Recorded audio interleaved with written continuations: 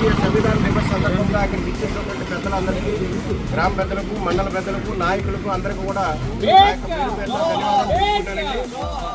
మన దేశం విభిన్న జాతుల సంస్కృతి ఉన్నటువంటి దేశం, విభిన్న మతాలు, విభిన్న కులాలు, రకరకాల మతాలు, వేలల్లో కులాలు ఉన్నాయి. కానీ అన్ని ఉన్న భిన్నత్వంలో ఏకత్వం కింద ఒకే దేశం, ఈ దేశం ప్రపంచంలోనే గొప్ప దేశంగా అవడానికి గల కారణం మన రాజ్యాంగం. ఆ రాజ్యాంగాన్ని రచించినటువంటి మన డాక్టర్ బిఆర్ అంబేద్కర్ గారిని మనం స్మరించుకోవడానికి మరి జాతీయ సంవిధాన దివస్గా 2017 నుంచి ఈ కార్యక్రమాన్ని ముందుకు తీసుకెళ్లడం జరిగిందండి.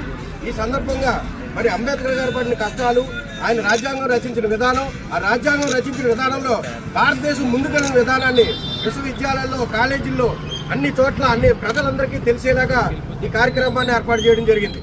మనం ఇక్కడికి ఇచ్చేసిన సందర్భంలో మనం అంబేద్కర్ని స్మరించుకోవడం, ఆయన యొక్క ఆశయాలను ఆయన బాటలో నడవాలని కోరుకుంటూ ఈ కార్యక్రమానికి నేను పిలిచినటువంటి పెద్దలందరికీ పేరు పేరున ధన్యవాదాలు తెలుపుకుంటూ సెలవు తీసుకున్నాను. నమస్కారం.